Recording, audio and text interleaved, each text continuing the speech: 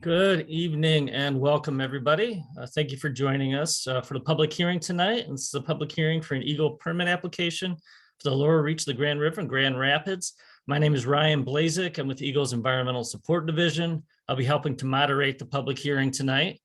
But before we get too far, just have some logistical things to go through. This is kind of our agenda for the night. We're kind of going to start off with this introduction that I'm doing right now. And then the big thing to keep in mind is that there's actually two parts to tonight's public hearing. There's a public informational session, which will be an opportunity for the applicant to provide a presentation on the proposed project, followed by a question and answer session. And we'll go through how we're going to do that in a little bit. And that will go until about 6:45 at the latest. And then we'll move on to the second part, which is the actual hearing part. That's where you'll be able to make your statement for the record on this application and project. And we're also going to talk about a couple other things, so where to find other information, who to contact with further questions.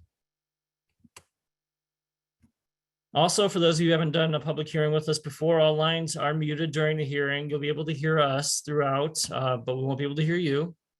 You can submit your question using the question box in your Zoom toolbar at any time. You'll see that at the bottom of your screen. During the Q&A session, you'll also be able to raise your virtual hand in Zoom, and we'll talk about how to do that a little bit later. And then just so you're aware, we are recording this hearing. It'll be on our YouTube channel in a couple days. All right, and so with that, I would like to invite our other EGLE staff to turn their mics and cameras on and introduce themselves. Thanks, Ryan. I'm Luke Trumbull, Supervisor of the Dam Safety Unit and EGLE's Water Resources Division. I serve as the hearings officer tonight and also as the lead reviewer on the permit application. Good evening, everyone. Jared Sanders, Assistant Director in Water Resources Division. I oversee the family of permits. That's the reason we're here tonight. Hi, everyone. I'm Audrey Kirk. I'm the District Supervisor in the Grand Rapids office for the Water Resource Programs. I have a team of 11. We cover 6 environmental statutes in 9 counties. Hello, everyone. I'm Corey Brown. I am an environmental quality analyst out of the Grand Rapids District Office, and I am assisting Luke with the Part 301 and Part 303 review of the application. All right, thank you all for those introductions. Gonna now move on to that presentation, and we're doing something a little bit different today. The applicant has provided a video presentation for us to watch, so we're going to go ahead and start that. It's about 13 minutes long, and we'll roll that now. Hello, I am Grand Rapids City Engineer Tim Burkman, and I'm the designated applicant for this permit. This permit application relates to the revitalization of the lower reach of the Grand River, which is the reach from 130 feet upstream of Bridge Street, south to Fulton Street. The proposed project builds on decades of work we have invested to improve the water quality of the Grand River that includes the city's $400 million sewer separation project. By taking the next step with this project, we are now proposing physical improvements to the river to remove 4 concrete dams and replace them with natural rock to form riffles and waves, with the intent to improve fish passage and recreation and to make a healthier ecosystem. The individuals listed here from our project team will help me explain the project.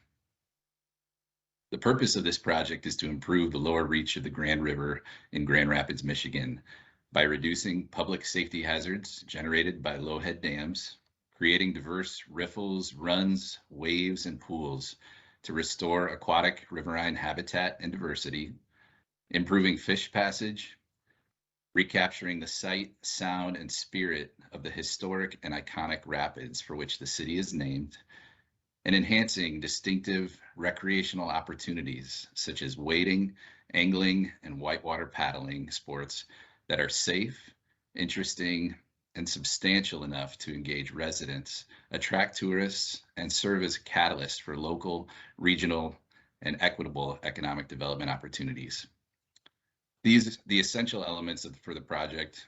In other words, those things that we believe we must do to meet the project purpose are the removal of the dangerous low-head dams, the addition of natural rock and boulder structures to enhance aquatic habitat and create waves that are accessible and interesting to recreational users. The existing dams provide grade control and help reduce bridge scour. However, they also create recirculating hydraulics that can be difficult to escape and lead to drowning. Consequently, these keeper hydraulics are public safety hazards, which limit the recreational use of the river for many people. Unless and until the dams are removed, this reach of the Grand River will continue to be unsafe. Simply taking the dams out will not achieve the project purpose. The dams need to be replaced with boulder structures and natural rock to maintain stability of the river bottom and limit scour around bridge piers and flood walls, and to create recreational opportunities that drive the economic benefits of the project. I will now turn it over to our partner on the project, Steve Heacock with Grand Rapids Whitewater. Thanks, Tim. The project goals that our team has balanced in this design are shown here. Some of the goals can be conflicting. For example, ideal fish passage may require additional fill, while such fill may negatively impact flood conveyance. We work to find the right measure for each. Further, in addition to EGLE, there are multiple other federal, state, and international agencies with an interest in the project. Each agency has important areas of responsibility. The project plan we put forth in the application seeks to balance the project goals and is responsive to the community interest expressed through years of engagement. This is an image of part of the project reach as it exists today. The current river is very different than its natural state. There are 4 concrete low-head dams that extend across the entire width of the river and create uniform hydraulics with very little variation in flow velocity or depth. This results in poor aquatic habitat with very few resting places for juvenile sturgeon and other fish or mussel habitat. The low-head dams also block non-jumping fish and eliminate the potential for safe recreational use. The flood protection system has straightened the river and cut it off from its natural floodplain. Additionally, there are 5 bridges with a total of 20 bridge piers within the project reach. This existing infrastructure limits the type and location of potential project improvements. In addition to working within these limitations, the design also considered other important constraints, such as flood conveyance and maintaining sea lamprey control at the 6th Street Dam. The Grand River downtown has been significantly altered over the last 100 years. The condition of the river today is a direct result of work done in the 1920s and 30s. The natural riverbed was significantly changed from the construction of the low-head dams and bridges, as well as the organized removal of large rocks and boulders. These photos were taken in 1931 when work crews removed rocks and boulders from the river for use in stabilizing the river banks. You can see boulders being loaded into wheelbarrows to be moved to the right bank in the zoomed in portion of the photo on the lower left. Designing a revitalized river within an urbanized reach while balancing the many goals of the project was a difficult task. So to do so, we engaged expert river engineers from River Restoration of Carbondale, Colorado. Scott Prins is a lead design engineer on the project, and he's here with us today to discuss the design. Thanks, Steve. Coincidentally, I grew up in Grand Rapids, and I am very pleased to be working to bring new life to the Grand River. The project takes advantage of the site-specific steep gradient of the Grand River in Grand Rapids, which is rare to the Great Lakes region. Only approximately 1% of the river habitat in the lower peninsula has gradient steep enough to form rapids. Within the half-mile-long project reach, the water drops just over 8 feet. This 8-foot drop was once distributed over the lower portion of the historic rapids for which the city was named. However, this drop is now distributed by the 4 low-head dams within the project reach. The project now seeks to remove these dams and responsibly distribute this 8-foot of drop over 4 naturalized hydraulic features. The progression of the project from 2014 until now can be seen here. These figures show the project reach looking down from above with Bridge Street to the north and top of the screen. Hydraulic modeling results are depicted in each figure, with blue representing slower moving water and yellow and red representing increasing flow velocity. Through coordination with the regulatory agencies, we have refined the design with the intent of balancing all project goals while also minimizing environmental impacts. Compared to earlier design iterations, the final design has 40% less volume of fill material and has far less stream bed impact. It also has less boulder structures and has replaced some with gradually sloping natural rock riffles. The riffles have all been aligned on the east side of the channel to promote bulk fish passage. And lastly, additional hydraulic modeling has been developed to more robustly evaluate fish passage. There were direct changes to the design as a result of this modeling. The final design is shown here, now with north to the left of the screen and the river flowing to the right. This figure shows the location of each proposed hydraulic feature. Each feature is comprised of a boulder structure on the west side of the channel and a natural rock riffle on the east side of the channel. The colors represent the various types of natural material that will be used to construct the hydraulic features. The boulder structures are represented in red. These structures will be connected to riprap structures shown in purple. The riprap areas are difficult to see in this figure because they will be almost entirely covered by rounded river rock, which will be used to make up the riffle features, and is shown in green, blue, and orange, representing the various sizes of material. Boulder and riprap structures were designed to function together to maintain stability of the river bottom. The boulder structures in combination with the natural rock riffles have been designed to enhance flow diversity and recreational opportunities, as well as improve aquatic habitat and fish passage. On this slide, we've included some photos at the top of the screen to provide examples of the types of habitat and hydraulics that would be exhibited by the natural rock riffles on the east side of the river. The photo in the middle is taken from the St. Mary's Rapid in Sault Ste. Marie. This reach has been used as a reference throughout the design due to similarities in river size and slope. The riffle structures will be wide with long gradual slopes and scattered boulders. They will make up over 60% of the area of the proposed improvements. These riffle features have been designed to optimize fish passage and also enhance hydraulic diversity and aquatic habitat. The photos included at the bottom of this slide are meant to provide a sense of what the waves created by the boulder structures would look like on the west side of the river. These structures would form waves during typical flow rates and be drowned out during high flows. The middle photo is again taken from the St. Mary's Rapid. The boulder structures have been oriented to route users between bridge piers and to minimize safety risks. Pools have been designed downstream of each boulder structure near access to shore for easy exit out of the river. The boulder structures and downstream pools have been designed to achieve recreational enhancement goals of the project, while also maintaining fish passage and enhancing aquatic habitat. The final design is intended to function within the constraints of a heavily urbanized project reach, and in a way that balances the many goals of the project. In developing this design, we've always remained cognizant of the many laws and regulations governing the work within the river. Mike Stahl, the city's project manager, is now going to address our compliance with the applicable laws. Thanks, Scott. This permit application for the Grand River Revitalization Project is primarily subject to three distinct parts of the Michigan Natural Resources and Environmental Protection Act. Part 301, which governs inland lakes and streams. Part 303, which governs wetlands protection, and Part 31, which governs floodplains.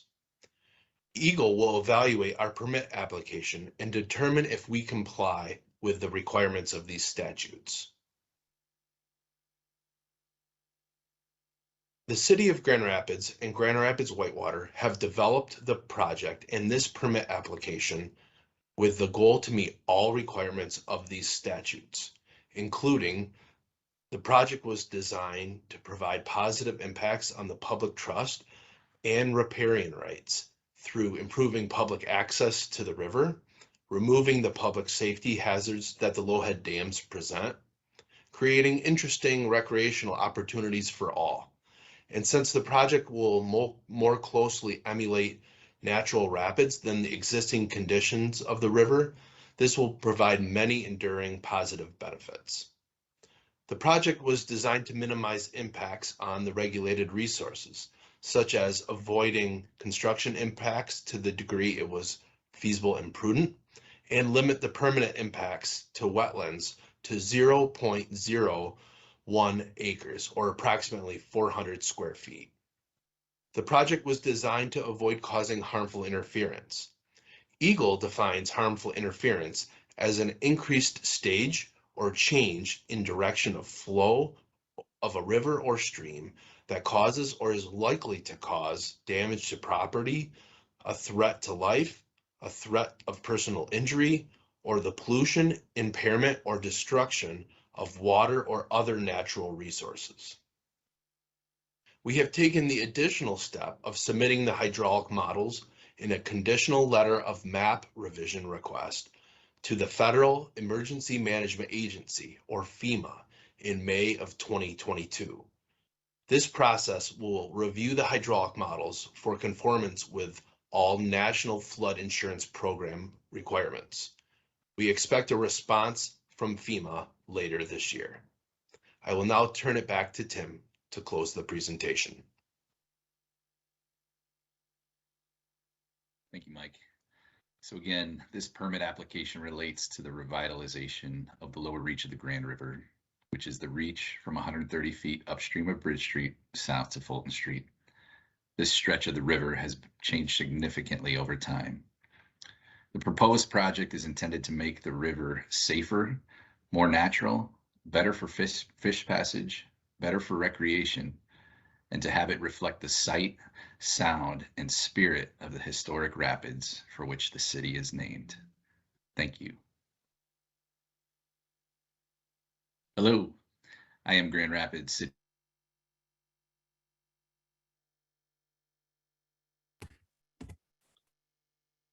All right, thank you to the applicant for providing that video presentation. We're going to move into the question and answer at this point. So a couple things, how to ask a question. And again, as I mentioned before, you can use the Q&A box at the bottom of your screen to type your question in. If you prefer, you can click the hand icon at the bottom of your screen. That'll raise your hand in Zoom. And we'll kind of be going back and forth between the hand icons and the Q&A box. If you're on the phone, if there's a phone-in caller, you can type #2 on your phone, and that'll raise your hand in Zoom, and then we'll call on you in turn. At this time, it looks like all of our EGLE panelists have their mics and cameras ready to go. We are going to unmute Steve Heacock, and Steve will be on the line to help answer questions as well. And then there are other staff available on behalf of the applicant that could answer questions too. So with that, first off, I guess let's see if Steve. Yeah, thanks, Ryan. Can you hear me? Yep, we can hear you. Nice to see you tonight. Perfect. Thank you very much for joining us. All right, so I'm going to go through a couple questions here that were typed in earlier. What are the recreational benefits to this project?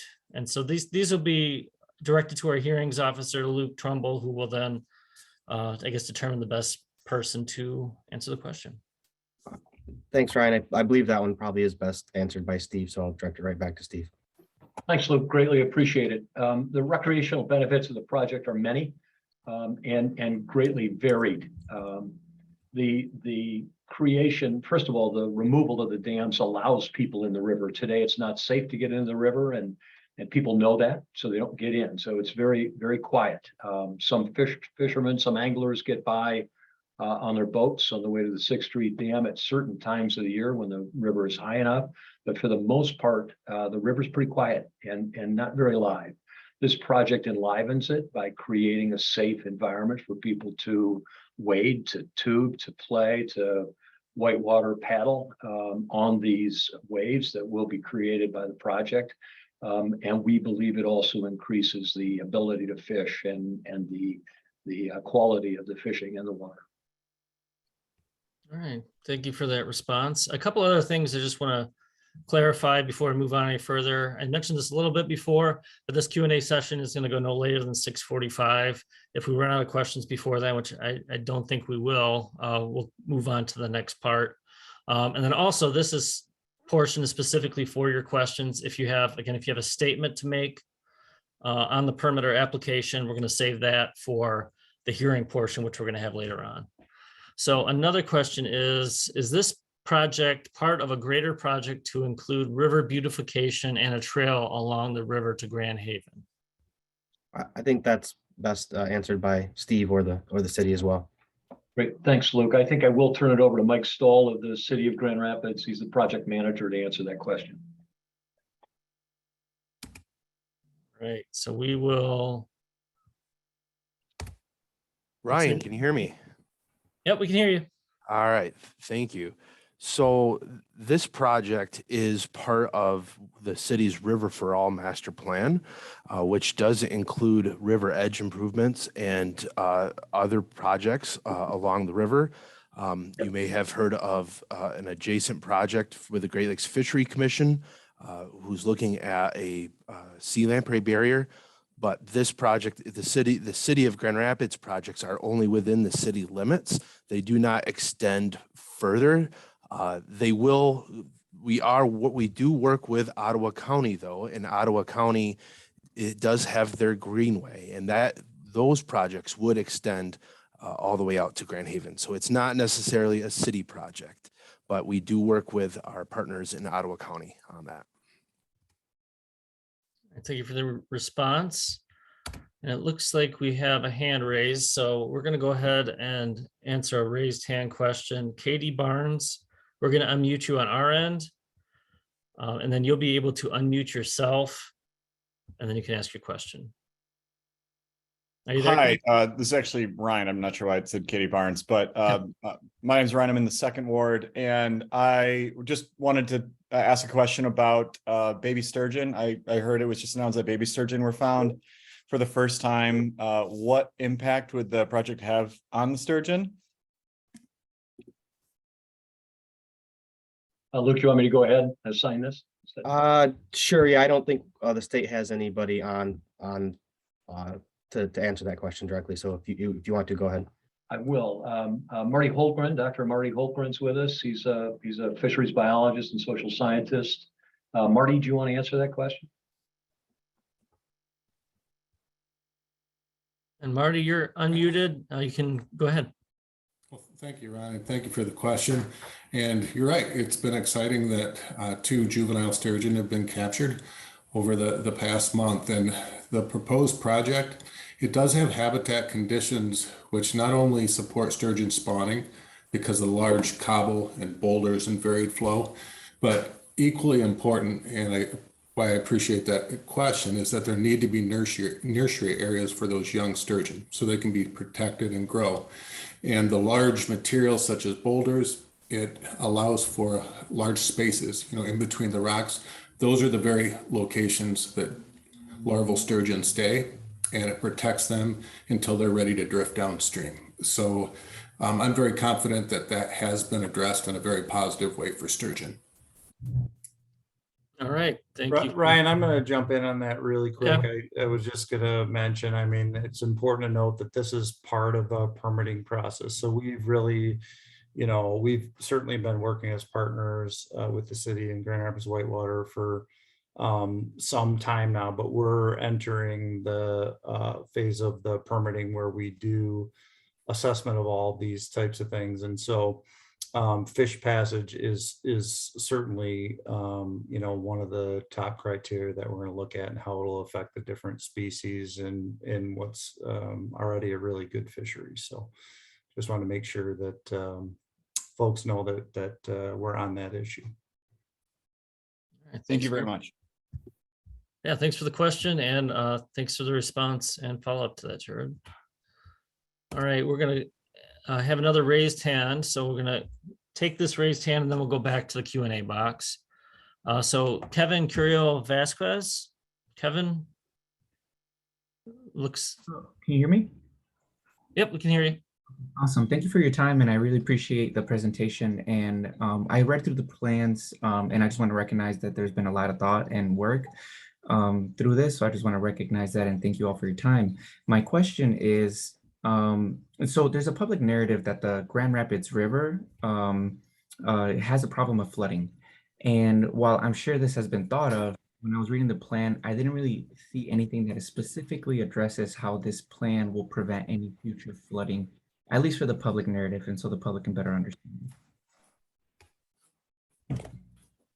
Sure, I can take a crack at it, and then maybe we'll open up to the Grand Rapids folks. But as Jared mentioned during our review, you know, we will be digging into the hydraulic models that compare existing conditions to proposed conditions. And as was mentioned in the presentation from the Grand Rapids folks, that one of the big conditions of a state permit is that it cannot cause a harmful interference, which would be a harmful increase in flood.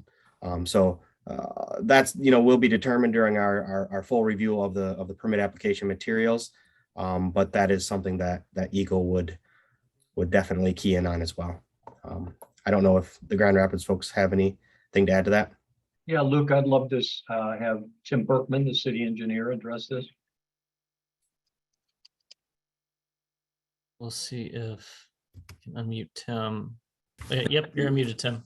Yes, yeah, Tim Burkman, city engineer. Thank you for the question. And Luke covered it well, but just want to reemphasize that the city's been firm on our commitment that we will revitalize the river in a way that does not increase flood risk. And as he mentioned, there's extensive hydraulic modeling that's been part of this effort. That's why we engaged our expert river engineers, river restoration, to closely look at that, model things before as well as after with the proposed state, and it will not cause an increase in flood stage or flood risk. And not only will EGLE be looking at that, but also FEMA as well. Great. Right. Yeah, thanks for the question and for the response on that.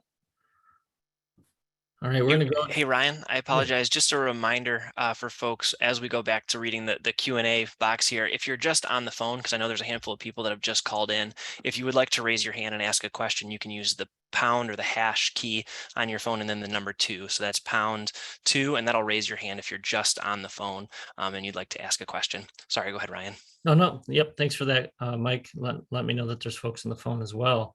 Yeah, and then we would just call on you by your last 4 digits of your phone number with your raised hand. All right, so we're going back to the Q&A box. All right. It says 130 feet of restoration, I guess for how many millions of dollars? So I guess the question is how much, I'm reading into how much will it cost? Yep, I related think to the restoration. I think that question's best directed towards Steve and his group. Thank you, Luke. And it's not 130 feet. It begins 130 feet off of Bridge Street. This stretch of the river, the lower reach, somebody may have to correct me, but I think it's about a half a mile of river. The answer to the question, though, on cost is that the current estimate for cost is about $16 to $18 million. 4.1 million of which we hope to get from a federal grant that's been given to the city of Grand Rapids, and the rest from local and state government as well as private fundraising. All right, thank you for that response. How will you ensure the material doesn't wash down the river? I'm assuming this is during construction. I think that one's also best directed towards Steve and his group. Thanks. And I think Scott Prins, the river engineer, is best able to answer that. Scott? Yeah, can you hear me all right? Yep, we can hear you. Yeah, so we've evaluated that extensively, both during temporary construction conditions as well as obviously post project conditions, using hydraulic models and based on sediment sampling we've done. And so we've sized the material that we place into the river appropriately to remain stable over the range of flows that the Grand River exhibits every year, and including flood flows. And so, yeah, just I guess I don't have much to add other than that. That's been a primary consideration throughout the design, is to make sure what we place there stays there, and what is there now isn't going to be adversely mobile during construction. Okay, thank you. And there are a couple other, I guess, follow-up questions that related to construction that I wanted to touch on here. How will the construction, the tearing out of the dams, affect fish passage or spawning of fish during the construction period? I think that one's also best directed to Steve and his group. Yeah, Scott, do you want to just keep answering that, or would you prefer Matt answer that? No, I can take that too. And it's a similar answer, the same hydraulic modeling that we've been used to evaluate substrate stability has also been used to compare against fish swimming ability, and Marty Hildren's expertise in this area was useful as well. And so, the construction plan it constricts the river, and velocities will increase around the area of work, but that'll be a temporary condition, and the migratory species that use the river during spawning seasons will still be able to pass through that area. And then post-project conditions, the layout of these hydraulic features have been designed with that in mind, and in coordination with MDNR as well throughout the design. So I would just jump on that really quick too, Ryan, and just say that's something that, constraints on how we typically deal with that would be through permit conditions that are included when we make the decision and as we're working through it. So sometimes we might do that with certain construction windows at times when there's more migratory fish moving through or more fish migration. And those types of things. So again, an issue that is pretty near and dear to our heart, and we work really closely with DNR on their comments and expertise as we're making those decisions. Ryan, if we can, Marty would like to comment on the spawning windows as well. Okay. Marty Holgren. You there, Marty? Yes, I am. Can you hear me? Right?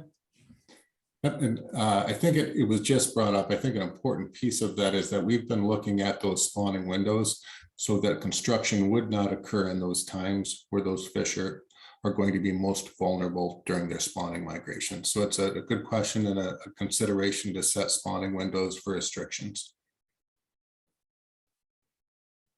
Yeah, thank you. Yeah, thanks for those responses. And the question, of course. I'm going to jump around a little bit. What is the time frame for EGLE to make a determination on today's hearing? Okay, I can probably handle that one. So the first part of the EGLE permitting application process is an administrative review, basically to make sure that all the pieces and parts and information that we need to be able to make a final decision have been provided by the applicant. And that's what just ended. And that's what prompted the public notice and the public hearing that we're having tonight. From there, we enter the processing period, which is more like a technical review of all the application documents. And that is, for this project, is typically 60 to 90 days.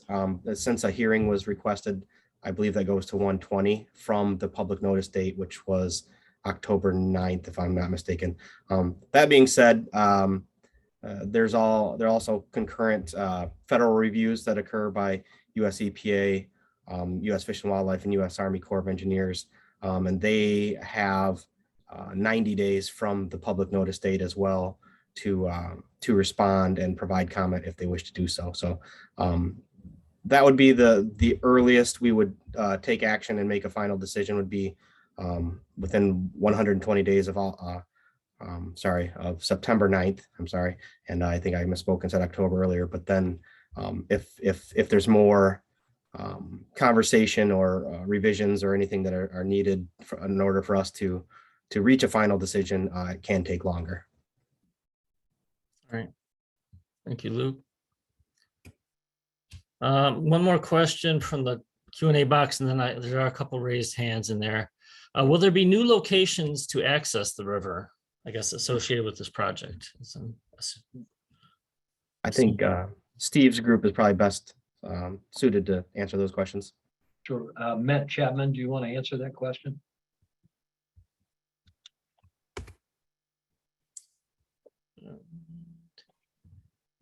I'm looking.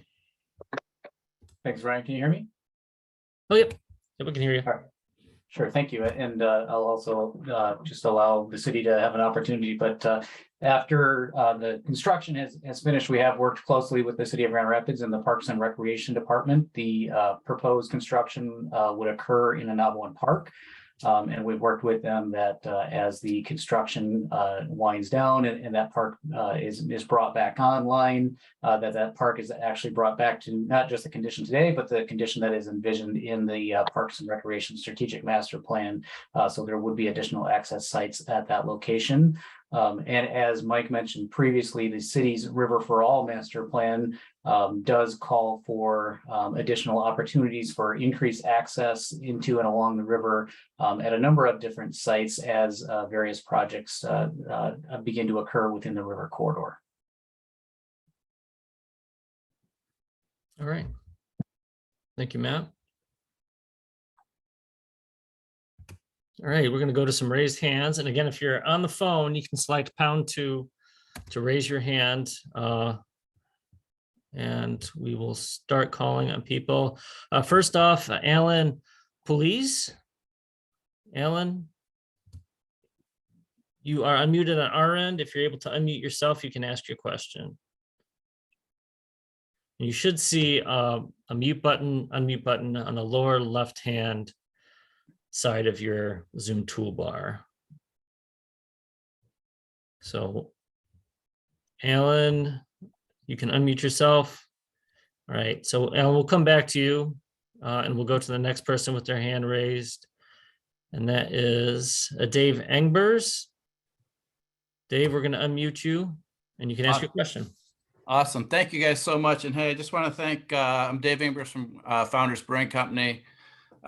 We supported this project long ago when Chip and Chris had this dream and brought it to our attention. And real quickly, I just want to thank the entire Grand Rapids Whitewater team, Tim, Steve, Scott, and Michael for all the hard work. You know, when we initially heard about this, we thought this was, you know, throwing some boulders in the river, and it's obviously so much work that you folks have done and all the studies, and really appreciate it.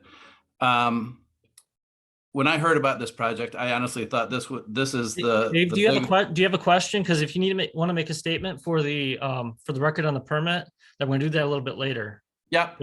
Okay. I do have a question. So, you know, other than the economic impact and all the great things that's going to do from culturally and from for the environment, do we see more projects happening downstream in the future? Will this be a catalyst for additional projects? I believe that's a good question for Steve or the city of Grand Rapids, probably. Yeah, sure. And let me start.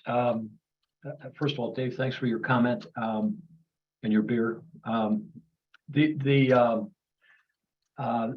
It's already been a catalyst for other projects and other thinking. This town is a town that does great dreaming and then great doing, and the dreams have been phenomenal based on the completion of this project. So all the way from the potential of an outdoor amphitheater, which is becoming reality, to the soccer stadium, to the great parks and potential development on the sides that include accessibility for all folks and creating the beauty that can be the future of Grand Rapids. And so, yes, we believe this is a catalyst for many projects, and it's already being proven out. Yeah, thanks for your question, Dave, and for your response, Steve. We're gonna go try to go back to Alan. Police. All right.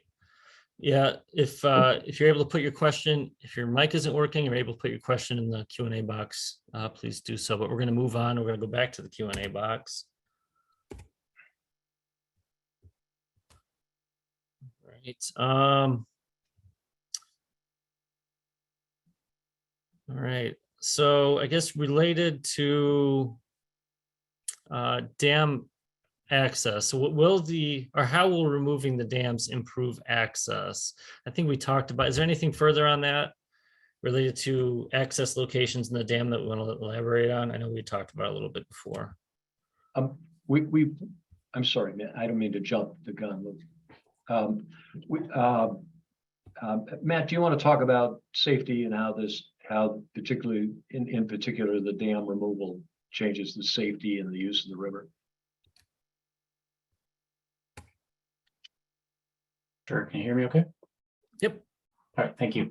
Yeah, just kind of to continue to add on what Stephen mentioned earlier, the river as the state right now with these dangerous dams, unfortunately, there has been a number of deaths and river rescues that have taken place. So it's not wise to encourage additional recreation. There are people that use it, and you have to be very skilled and very knowledgeable to use this section of the river. You can find yourself in some trouble very quickly. So removing those dangerous dams, as we mentioned, those keeper hydraulics will help allow more opportunities for additional types of recreation. And of course, safety has been top of mind in terms of the design process, as Scott mentioned during the video. We try to work very closely with safety in mind in terms of the number of bridge piers and making sure that emergency access was considered in the design as well. And lastly, I would just say, just as any natural river condition, there will have to be an educational component and needs to continue to be respect of Mother Nature. But really through the design process, safety was a key. And we believe that getting those dangerous hydraulics out of the river will make it more accessible for folks to use. All right, thank you for that. I'm going to combine a couple. We're starting to get close to time, so we have time for a few more, but I want to combine. How long do you anticipate construction to take, and will the project require any future maintenance? Go ahead, Steve. Okay, thanks, Luke. Mike Stahl's probably best to answer this. Mike? Yeah, can you hear me all right? Yep. All right, so obviously construction, especially in a water body, it depends a lot on weather. And so at this moment, if the weather cooperates, we anticipate it could take up to 2 construction seasons to complete.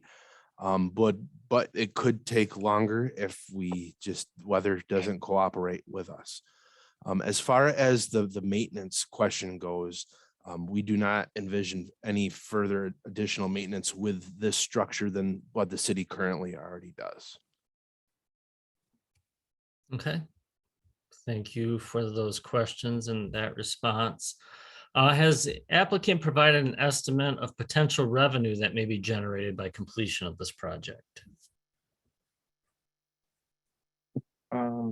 That's a good question. I would have to look back through the application materials, which are pretty voluminous, but maybe Steve, do you or your group have a feel for that? I don't have a number. We certainly have looked at the potential for the kind of things that could be done to generate revenue in the river. And if you want to hear from her, we have Janet Korn from Experience Grand Rapids who can talk about the tourism and what in fact it might bring. It'll probably be the last question. We've got about 1 minute, I think, before we need to. Is that right, Ryan? Yep. Yeah, I've got one more. This will be the last question. Is there a concern for conflict between the different users of the river? And if so, how could those conflicts be handled? You got me with Luke, or yep, go ahead, Steve. The reality of the river is it's 400 feet and more wide in this stretch of river, and for example, the rock structures that we're proposing that create the waves, cover maybe a third to nearly 40% of the river. So 60% of that width is left for other use, and frankly, even that part of the river can be used by others. So we think that multiple users can use it at the same time, both safely and enjoyably. And that's in fact what we expect. Okay, thank you, Steve. Yeah, we are at time. There are a lot of other questions in here we're unfortunately not going to be able to get to, but we need to make sure we have enough time for everybody to make a statement, and everybody will have that chance to make a statement. And we'll move into that part. So thank you, Steve, and everybody on behalf of the applicant for answering questions tonight, and our EGLE staff who are on the Q&A panel as well. All right. But before we get started with talking about making those statements, I just want to let you know there are other ways to submit an official comment for the record on this project. You can submit it via My Waters. You can do that to submission. I'm going to read some of this off because we have people on the phone. This link will go into the chat, so you'll have it available. But it's submission number HNV A018-7X9N3. And so you can submit it through My Waters, which is going to go in the chat, or by mail to EGLE, Water Resources Division, Dam Safety Unit, 525 West Allegan Street, P.O. Box 30458, Lansing, Michigan 48909. And the comment period after this public hearing will be open for 10 days, which will be October 9th. And I should mention that after we get through comments in the hearing, we're going to go through this slide again in case you missed it or in case you have other comments to make after this hearing portion. All right, so with that, I would like to invite Luke to kick off this hearing part and read the opening statement. Thanks, Ryan. Bear with me, folks. This the statement is pretty lengthy and pretty dry, so I'll work through it.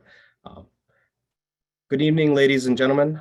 My name is Luke Trumbull, and I am a representative of the Water Resources Division of the Michigan Department of Environment, Great Lakes and Energy, also known as EGLE. I will be serving as the hearings officer for the public hearing on EGLE submission number HNV A018-7X9N3. With me here tonight are other EGLE staff that will be assisting with the hearing. Those include Jared Sanders, who is the Assistant Division Director for Water Resources Division, Audrey Kirk, who is the Supervisor of the Grand Rapids District Office, and Corey Brown, who is an Environmental Quality Analyst with the Grand Rapids District Office. To describe how this is going to work tonight, I will begin with some background information and why we're here. I will then describe the purpose of the hearing and how your comments will be used. Following that, I will outline procedures under which we will take your comments and then describe what will happen after tonight's hearing. It will then be time for you to provide your comments, and we will spend the majority of the time tonight listening to those comments. At the end of the hearing, I will provide a short summary and closing. By way of background information, the Water Resources Division is responsible for administering a variety of programs that help protect inland lakes and streams, wetlands, floodplains, sand dunes, and the Great Lakes. These programs regulate certain activities such as dredging or filling a lake, stream or wetland, constructing a dam, constructing a marina, placing shore protection or constructing docks and building in a designated critical sand dune area, wetland, or floodplain. The law governing these responsibilities is the Natural Resources and Environmental Protection Act of 1994, Public Act 451 as amended. We'll refer to that as Act 451. We are here tonight because the City of Grand Rapids has proposed the following: to remove 4 existing concrete low-head dams and install 4 rock grade control structures with wave and riffle features. The proposed activity would include excavation of approximately 13,331 cubic yards of material from below the ordinary high water mark and 1,230 cubic yards of material from within the 100-year floodplain, and include placement of approximately 19,755 cubic yards of fill below the ordinary high water mark and 9,395 cubic yards of fill within the 100-year floodplain of the Grand River, which would impact approximately 0.01 acres of wetlands. In order for a permit to be granted, EGLE must find that the proposed activities described in the public notice meet certain criteria set by Part 31, Water Resources Protection, Part 301, Inland Lakes and Streams, and Part 303, Wetlands Protection of Act 451. In general, we must consider the effect of the proposed project on the stream and wetlands. When reviewing an application for a permit under the provisions of Part 301, Inland Lakes and Streams of Act 451, EGLE is charged to make the following considerations as required by Section 30106 of Part 301. The department shall issue a permit if it finds that the structure or project will not adversely affect the public trust or riparian rights. The department shall not grant a permit if the proposed project or structure will unlawfully impair or destroy any of the waters or other natural resources of the state.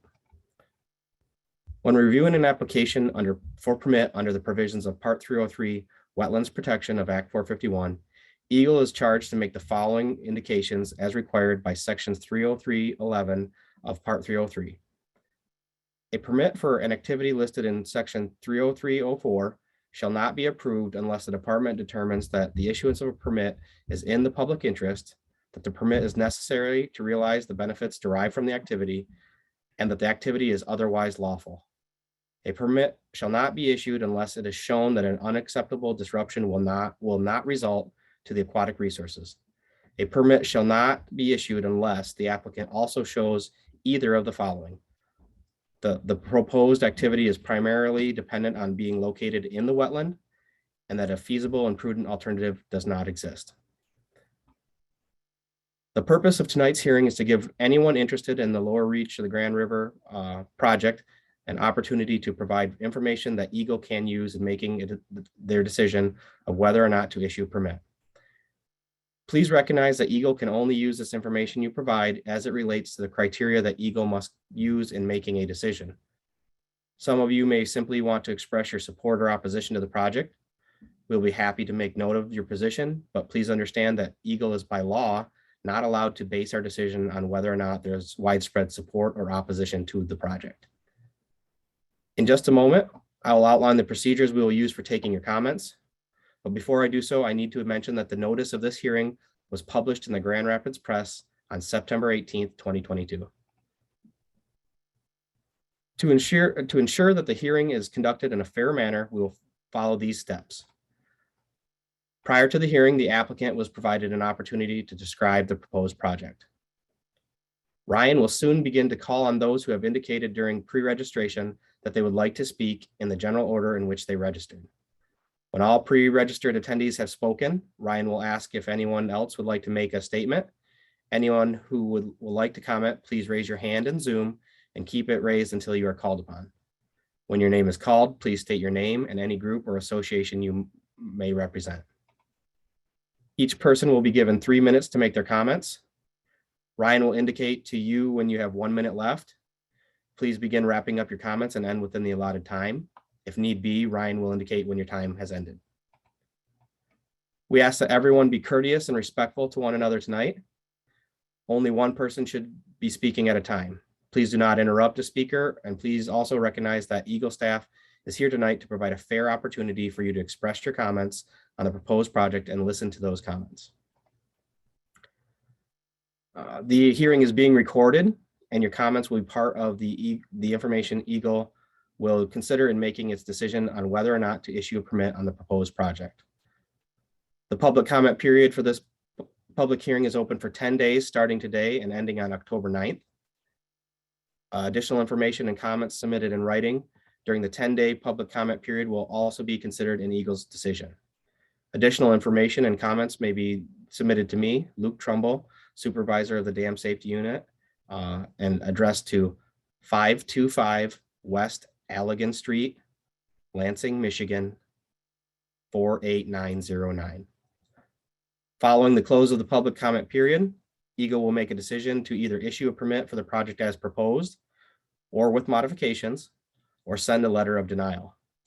You may find out what the decision is by checking the EGLE My Waters website at https://mywaters.deq.state.mi.us/external/public notice/search and searching for the permit number HNV A018-7X9N3. And we'll make that link available. So thank you for your attention. Ryan will now begin calling the names of those who have indicated that they would like to make a statement. Yeah, thanks, Luke. Just to kind of recap how we're going to do this is I have a list of people who indicated they want to make a statement during pre-registration. So we're going to start with that. And once we get through everybody on this list, We're going to go to people who have their hand raised. So if you want to make a comment and you're not on this list, raise your hand. Everybody has 3 minutes. I'll give you 1 minute heads up when you have 1 minute left. And so we'll call your name. We'll unmute you. You can unmute yourself. Please state your name, any organization you're affiliated with, and then you may begin your comment. Everybody here tonight will have a chance to make their comments. So we're going to continue with this hearing until we get through everybody. So the first person that I have on my list is Mayor Rosalind Bliss. Mayor Bliss, we are going to unmute you on our end, and then you can unmute yourself and you can begin when you're ready. All right, good evening. Can you hear me okay? Yep, we can hear you. Okay, great. Good evening. As you said, I'm Rosalind Bliss, the mayor of Grand Rapids, and I'm here tonight to express my strong support for this permit.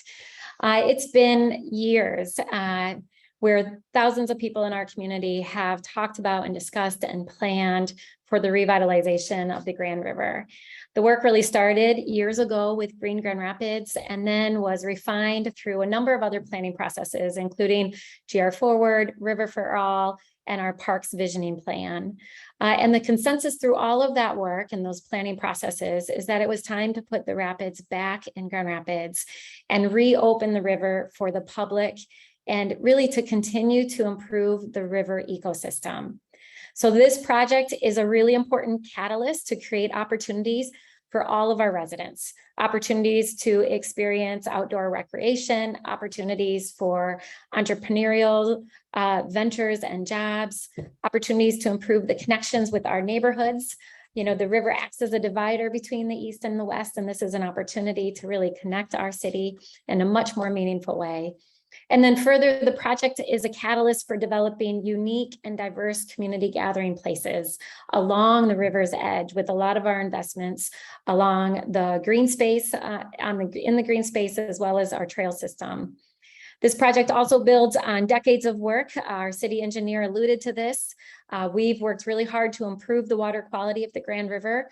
Prime among them was the $400 million investment with our city's sewer separation project that we completed in 2015. But we continue that work today. We continue to build green stormwater infrastructure, plant trees, improve our green space, and regulate stormwater quality. So approving this permit application will enable our community to take the next steps with this project, to replace the aged low head concrete dams with more natural rock, to form riffles and waves, to improve fish passage, to make a healthier ecosystem, improve river access, and most of all— 1 minute left, Mayor. Thank you. I'll close in a minute. And most importantly, improve safety. So Grand Rapids Whitewater, who you heard from tonight, and the city, we've collaborated on a balanced plan that really honors the history of our river, builds on past water quality investments, and will deliver on the promise of a better Grand River for generations to come. So thank you all for your work and for hosting this important public hearing tonight. Yeah, thank you for your comment, Mayor Bliss. All right. Our next person on deck to make a statement is Mark Van Putten, and followed by Mark is Christian Frank. So Mark, we are going to unmute you on our end, and then you can begin when you're ready. Good evening. Can you hear me? Yep, we can hear you. I'm Mark Van Putten, president of the Wege Foundation, a Grand Rapids-based foundation. We'll also be submitting written comments for the record, so I'm only going to hit the highlights this evening. This project represents an extraordinary public-private partnership. There was a question during the Q&A period about funding, and private funding was mentioned. The Wege Foundation has contributed to date approximately $4 million toward this project. Also mentioned, I'm an environmental lawyer by training who practiced environmental law in Michigan for many years and taught environmental and natural resources law at the University of Michigan Law School for 14 years. As will be indicated in our written comments, it is my opinion that this application meets all of the applicable requirements that Luke summarized a few moments ago. I just want to hit a couple of highlights of this project. I mean, it is part of a national movement of cities to recover their waterfronts and turn them into restored natural resources, public opportunities for recreation, and economic catalysts. And this project does all of those things. It will actually improve the current conditions of environmental quality and natural resources. And as I mentioned in a moment, with significant private investments in doing that, not just governmental resources. It will reveal and recreate the spirit of the namesake rapids for our city, which will bring people together and increase a sense of conservation ethic. It will restore more natural river flows and will provide new types of opportunities for recreation. And that recreation isn't only those who are in the river. Studies of many other areas that have reclaimed their waterfronts find that many of the people who enjoy it are those along the river who watch the activities in the river. And this indeed will bring those benefits as well. There was also mentioned— 1 minute left, Mark. Okay, thank you. There's enhancements of opportunities for recreational access. Also has been mentioned is the commitment to equitably share the economic benefits of this project and the investments in making it happen. And as the mayor indicated, making the river a bridge between our east and west sides and not a barrier. Finally, economic development was mentioned. There have been a few studies over the years that have indicated economic development opportunities, potentially 20 million a year in direct benefits and tens or hundreds of millions of dollars in investments along the restored river corridor. In fact, the mere prospect of restoring the Grand River and recreating the spirit of the rapids has already spurred significant interest in investment. And you're at about time, Mark, so you're going to want to wrap up. With the benefit of all. Thank you very much. Thank you for your comment. All right, so next up is Christian Frank, followed by James Rhodes. Another thing I just wanted to mention quick is it's one comment, each person can make a comment. So if you have somebody on your line, somebody else in addition to yourself that would like to make a comment, I guess let me know when you're at that time and that you have another person on the line. So, all right, so Christian, you can begin when you're ready. Okay, if you can hear me now, great. Yep. Fantastic.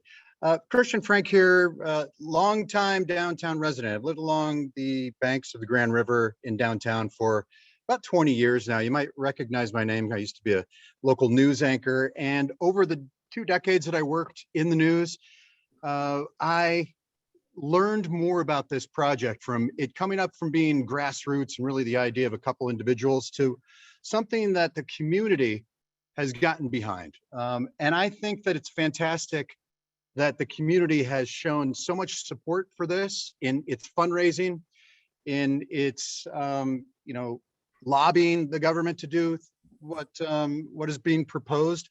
But I also respect the amount of studies that have gone into it and the regulation that has to be navigated to make sure that this is going to be a positive thing for the environment. We don't want to mess this up. And I know that the folks that are behind this have done their due diligence for 15 years, doing study after study to make sure this has gotten right in an ever-changing environment.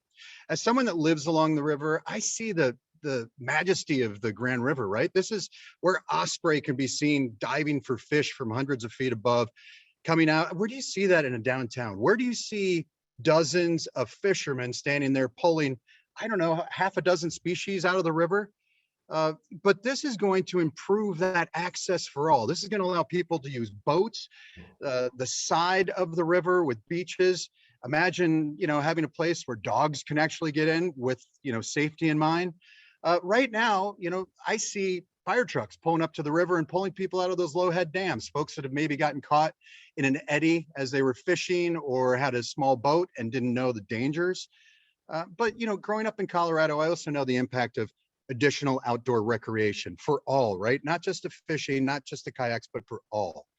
Columbus, Georgia, downtown Denver, Colorado, they have similar projects like these. So we're not really cutting new ground. We're following in the footsteps of other urban areas that have embraced this natural resource. You have about 1 minute left, Christian. Okay, finally, let's talk about the economic impact. When you walk around downtown during Art Prize right now, you probably see maybe a couple restaurants on the banks of the Grand River. it's really not being utilized because for the most part, it's been turned into an industrial ditch, right? The industry has really dictated and the flood controls really dictated what's going for safety reasons, of course, but we want to make this into something that's improved where everybody can enjoy the beauty of it and really get the full impact of the environment. And restoring Grand Rapids' namesake, that's not a bad idea either. Thank you. Thank you for your comment. All right, next up is James Rhodes, followed by James is Scott Atchison. So Hey, James- Ryan, I don't see James on the call, so I say let's skip it for now, and I see Scott right here, so I'll allow Scott to unmute him. All right, sounds good. We're gonna go with Scott, and then Chad Winkotke is after Scott. So Scott, you're unmuted on our end. You can unmute yourself and begin when you're ready. You'll see a microphone in the lower left-hand corner of your screen on the toolbar. You should see it, and then you can unmute yourself. Okay, it looks like There it is. Can you hear me now? Yep, we can hear you. You can begin when you're ready, Scott. Well, basically, I want to congratulate everybody before, but I want to say the project needs to restart from day one. Being a Grand Rapids resident, I've seen it grow from like a few $1 million to this thing is like, you know, what, $45, $50 million for half of a project. And I've seen it, you know, in one downtown Grand Rapids meeting where they're talking about this project with others all the way down to Grand Haven for beautification, 170 million. I'm just saying nobody is against more economic activity in the river, but when you're talking tens of millions of dollars, the priorities are all wrong. You know, nobody swims in the river. Is that going to change? I think everybody's doing a good job, but I'm just saying the whole project needs to restart from day one. And that's all I'm going to say today. All right, thanks for your comment, Scott. All right, so next up is Chad Winkotke, followed by Tom Mulligan. All right, Thanks. Chad, Thanks, Ryan. And then want to say thanks to Jared and Luke and Audrey and Corey for doing this. And you got tough decisions ahead of you. I'm Chad Kotke. I've been a stream specialist in the state of Michigan for about 20 years. I've been reviewing this project since its inception.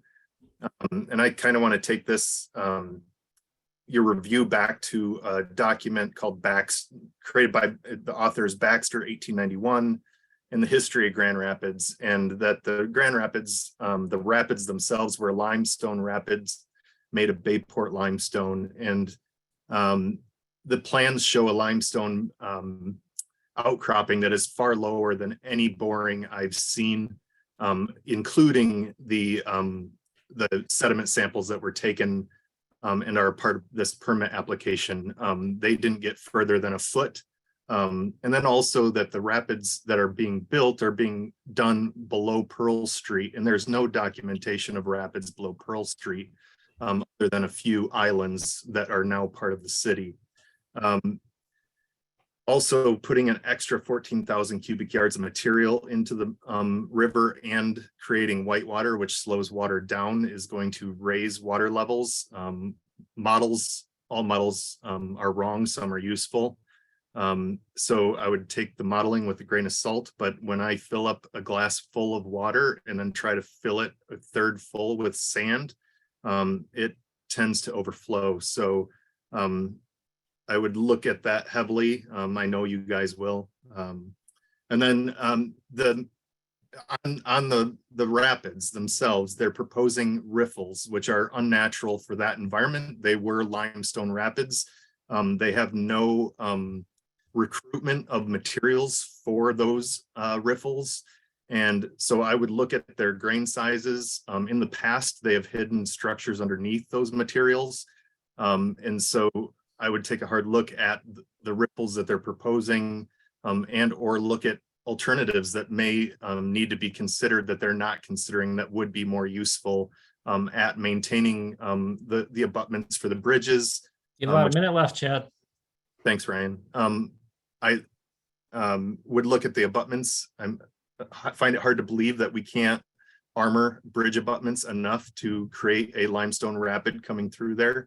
But there are other things like cross veins or W weirs that can maintain that while maintaining a limestone rapid by removing the dams. And to get to the previous commenter, it would allow a lot less money to be spent on this river and get the whitewater. Also, the urban settings that were previously mentioned in Georgia and Colorado both have eliminated fish passage that they thought they were going to get going upstream, and all of those have had significant deaths associated with them. Chad, you're at time, so please wrap it up. I'm done. Thank you, Ryan, so much. Jared, Luke, Audrey, Corey, good luck. Yeah, thanks for your comment, Chad.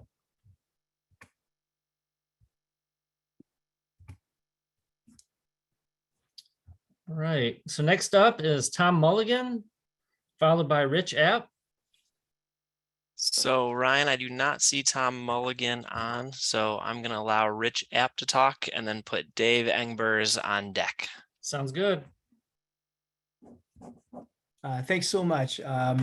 My name is Richard App. I am a longtime resident of Grand Rapids. I am also a member of the Friends of Grand Rapids Parks Board. And I also I serve as the Retail Retention Attraction Specialist for the City of Grand Rapids.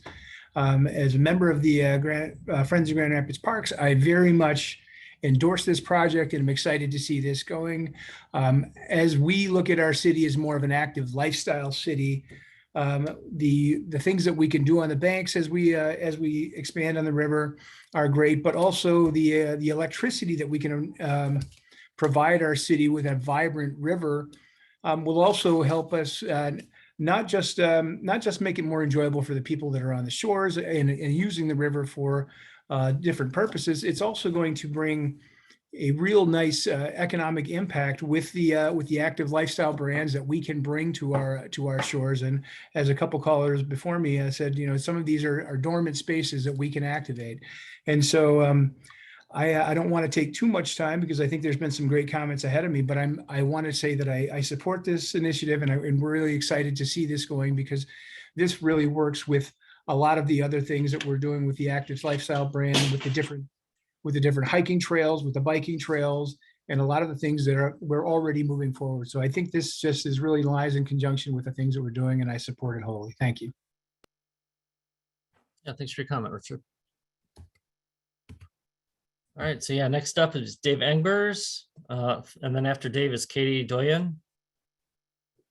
Dave, you can begin when you're ready.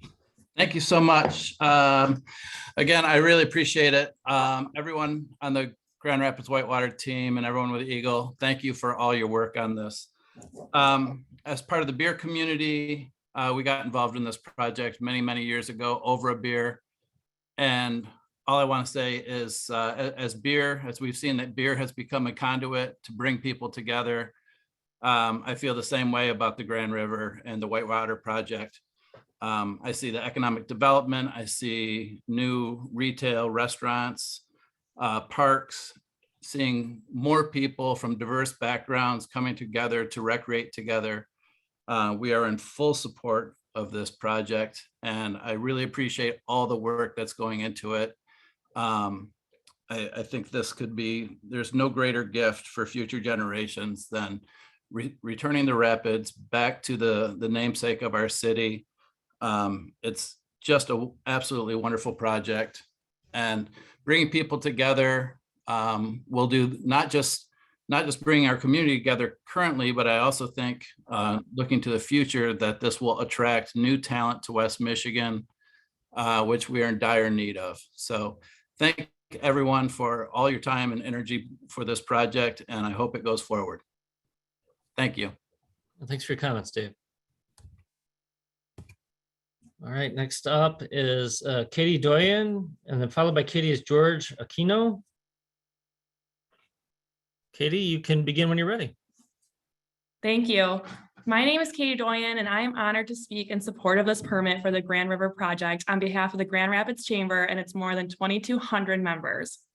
The Grand Rapids Chamber is proud of our 135-year history, harnessing the collective impact of the regional business community to build a thriving, prosperous community for all. It is no accident the Grand Rapids region continues to see population growth. Our region has been executing an intentional strategy to create a place where people and businesses will thrive. We believe the Grand Rapids Whitewater is the next transformational investment in our region to continue to attract visitors, businesses, and residents to our community. This project will improve access and activation of a long overlooked natural asset, support tourism and new business development opportunities, as well as supporting existing businesses near the river. These opportunities are projected to contribute $19 to $26 million for our local economy annually. The Grand Rapids Chamber strongly supports the permit to move forward with the Grand River project. We believe this project is catalytic, restorative, and diverse, creating opportunities for more engagement with the river, more natural beauty, and more connection to the city's namesake. We wholeheartedly endorse the restoration of the rapids and welcome the investment in the Grand River. It is time to move forward with this project that has resulted from over a decade of planning and community engagement. Thank you. Thanks for your comments, Katie. All right, next up is George Aquino, and then followed by George is Richard Mckegan. Hey, Ryan, me again. I do not see George on the call, so I'm going to hand it over. I'm going to allow Richard to talk and then put Sam Moore on deck. So Richard, whenever you're ready. Thank you. I appreciate the opportunity to speak. My name is Rich Mckegan. I run the arena and the convention center and Voss Performance Hall downtown. I also act as the executive director for the Grand Rapids Kent County Convention Arena Authority, which owns those three facilities. I'm a firm supporter of this project. I think this project will create more activity in and along the river, and that means more people downtown. And more people downtown results in more success for the businesses that are currently there, as well as the businesses that will come there. New development will also come. Kent County is a very young county. In the Midwest, it is one of the few that developers throughout the country actually have an interest in because of the fact that the population is growing and the fact that the population is young. We have a lot more students in the area than people think. Quality of life and a sense of place continue to be extremely important with people, especially in post-COVID world, even more so with younger people. And I think this project will absolutely create a strong quality, a continued quality of life, as well as sense of place. We've got an incredible asset in the river.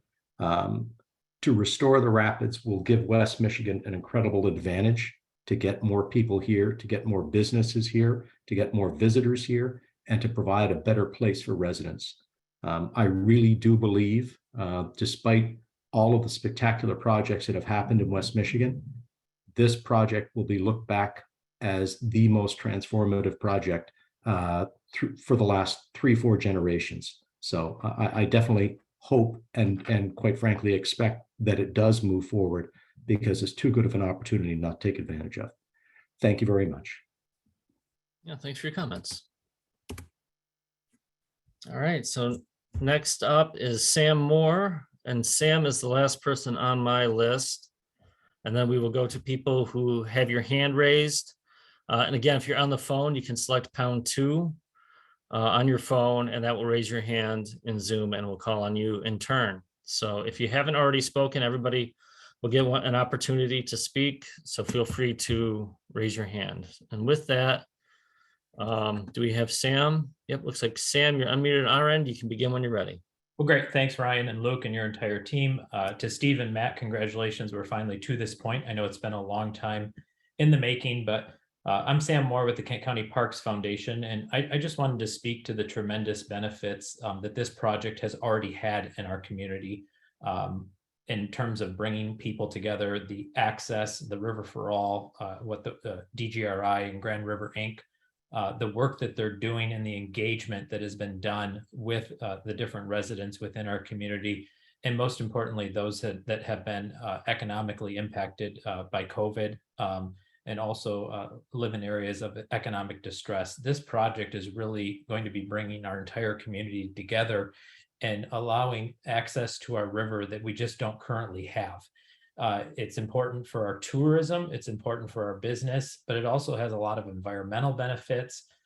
Educational benefits, I think, are incredibly important in the work that the Grand Rapids Public Museum is doing along the river and the sturgeon and all of that. So I just think it's this catalyst that's just going to be this incredible opportunity and activation of our riverfront.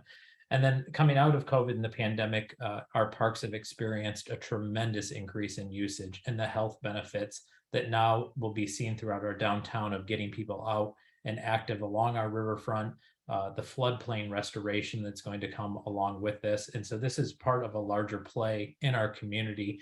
And we are so looking forward to the approval of this project to move forward so that our parks, not only along the riverfront, but that bookend the downtown, become increasingly activated in the usage of our residents and visitors alike. So thanks for the opportunity to support this project, and we look forward to it being approved and moving forward. Thanks for your comment, Sam. All right, now if you'd like to make a comment and haven't yet made one, please raise your hand in your Zoom toolbar. You'll see that at the bottom of your screen, or if you're on the phone, select #2. It looks like the first person up is Janet Korn. Janet, you can begin your comment when you're ready. Good evening. My name's Janet Korn, and I'm the Senior Vice President at Experience Grand Rapids. Experience Grand Rapids is the official destination marketing organization for Kent County in the Grand Rapids area. And our team works to inspire visitors to come to our area, as well as attract meetings and conventions to our meeting facilities. On behalf of the Experience Grand Rapids team and board, we strongly endorse the preferred design submitted by the City of Grand Rapids together with their project partner, Grand Rapids Whitewater. This project will create an unmatched regional natural amenity with abundant recreational uses for visitors, residents, and even to help us attract students who would be our future workforce. This project will provide world-class fishing, safe and exciting paddling, and the restoration of the river's natural beauty. It's estimated, others have also mentioned this, but it's estimated that it could attract anywhere from $250,000 to $250,000 to $500,000 new visitors each year. And the economic impact of those visitors coming to our area could exceed $20 million annually, spread throughout the region.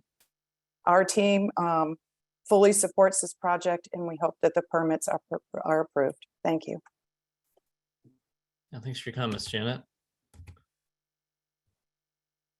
All right, next up, Tom Workman. Tom, we're going to unmute you on our end, and you can now unmute yourself and begin when you're ready. Sure. Hi, my name is Tom Workman, and I am the owner of Workman Outfitters. We guide well over 200 days a year on the Grand River, anywhere from Ada down through the bayous, and specifically on the section that we're talking about today, which is the lower reach of the removal of the coffer dams. I may not be a scientist, but we are definitely boots on the ground. I'd like specifically to talk about the economic development benefits, as well as the recreational benefits and the biological developments as we see it. By removing these lower coffers, it allows for us to give more options to our clients and to access downtown Grand Rapids during times of low water events, particularly when the CFS is below 4,200. It allows, when CFS is above 4,200, we can jump the coffers. When it's below that, we cannot. So we don't have access to those fishing grounds. And it allows us better opportunity during those low water events to access that. The other thing that I'd like to talk about is the recreational benefits. By the creation of these pools and eddies and riffles, it'll allow for the migratory species to be able to move through those areas uninhibited. Those coffers do inhibit not only steelhead and salmon as they have to jump those, but also to the warm water species such as smallmouth bass, muskie, and pike as well. By the removal of this, it allows for the diversification of the hydraulics, meaning better fishing opportunities, particularly with the migratory species like I had talked about. And it creates more transition water for those migratory species to hold during high temperature events, such as what we're having kind of right now on the Grand River. So all in all, we see this as a benefit, and we hope that you would approve this to allow for better recreational opportunities, better economic opportunities, and to allow for more migration opportunities of these migratory species. Thanks for your comments, Tom. All right, next up is Oren Kennedy. Hello, this is Oren Kennedy. Yep, you can begin when you're ready. Thank you. I'm a former permit reviewer with the state of Michigan, old land and water permit unit. I created the templates for which you guys made your public notice, so thanks. I'd like to make my comments based on an old permitter's review of the plans, and I also have expertise as a whitewater kayaker, instructor from the 1990s to the present. As far as my reviewer thing, I absolutely agree with Chad Kotke. This is not a restoration. If these people wanted to make this a restoration, they would have put the natural components back in. They would have also included a buffer on the sides of the river, which include vegetation so that you can only have access for a few walk-in areas. Also, as a reviewer, I reviewed a lot of these inflow structures like this, which I basically consider a weir structure. I object to the city's maintenance on that because weir structures always require inspection and maintenance at regular intervals. Anything that you grout to the bottom of the surface will leak eventually and then undercut. If you don't have an inspection plan for that, you're ignoring a lot of danger to your structure. As far as kayaking, all they are selling this thing on is brand. The number of whitewater kayakers has been lowering since the 1990s and during its heyday. Less people are getting involved in whitewater. More people are picking up recreational boats. You have about 1 minute left, Oren. Thank you. The recreational boats generally just go down a stream. The whitewater people will say, oh, we can play here. But whenever you have anything where it's a run of the flow, which it is, those projects have always never fully complied with how well they were trying to be sold, in my experience. Thank you. Yeah, thanks for your comments. All right, next up is Brad Vogel. Brad, you're unmuted on our end. You can make your comment when you're ready.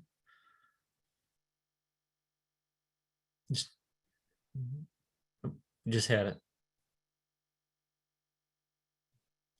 Just need you to unmute yourself again, Brad. There you go. Okay. Good evening. My name is Brad Vogel. I'm just a member of the general public. Last year, my wife and I moved here from another state, a metropolitan area, and some of the positive attributes of moving here are the lack of traffic, the low tax environment, the good schools, and certainly for a smaller tier 2 city, Grand Rapids has a lot of stuff going for it. And I think what you're doing is in the right direction. And I believe it's projects like this that can attract more remote professionals from other states, increase the brain trust in West Michigan, and make it a fun place to live. As a lifelong paddler, I'm very excited to not have to drive 80 miles north every time I want to get in the canoe. Thank you. Yeah, thanks for your comments, Brad. Right. Does anybody else want to make a comment? And again, just to recap, anyone on the phone, if you'd like to make a comment, can select #2, and that will raise your hand in Zoom and we'll call on you. Or if there's any other callers who are online, you can select the hand icon at the bottom of your screen. That'll raise your hand in Zoom and you can make your comment. At this time, I'm not seeing any other comments. Any other raised hands or potential commenters, so we can go ahead and wrap up this portion of the hearing. Luke, would you want to read the closing statement for us? Sure, thank you, Ryan. Thank you for your comments and cooperation. We appreciated your interest in the proposed project and that you took the time to be here tonight. As indicated at the beginning of the hearing, you may submit additional written comments until October 9th.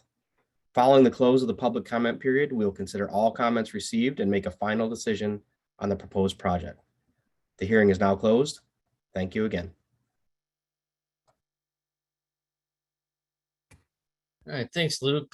As we mentioned before, I've got this screen up again that has the other ways to submit an official comment. If you decide after the fact you want to make a comment or have more to say, you can do that via My Waters. The information is in the chat. It's submission HNV-A018-7X9N3. And you can also make your comments by mail to EGLE, Water Resources Division, Dam Safety Unit 525, West Allegan Street. It's spelled A-L-L-G-A-N Street, P.O. Box 30458, Lansing, Michigan 48909. And as Luke mentioned, the comment period after this public hearing will be open for 10 days, which will be October 9th, 2022. All right, last thing on here, who to contact with further questions. You can contact Luke Trumbull, the Dam Safety Unit Supervisor. Phone number is 517-420-8923, or by email at TrumbleL, and that's spelled TRUMBLEL at michigan.gov, michigan.gov. With that, Jared, did you have any closing comments for us tonight? Yeah, I'll just go really quick, Ryan. I appreciate everyone who's still stuck with us. Obviously, tons of interest in this project, and this is a really important part of our process, our decision-making process. The public involvement, public comments, and transparency is really a priority for the agency and for the administration. So again, super important. Really appreciate everyone's time. I would definitely encourage you as well. I've heard it several times. Getting up in public, even online, is not for everybody. So I would definitely encourage you, if you've got comments that you'd like to submit in writing. We review every single one of them and take it very seriously. So other than that, I'll I suppose cut everyone loose and say thanks again. Yeah, thanks, Jared.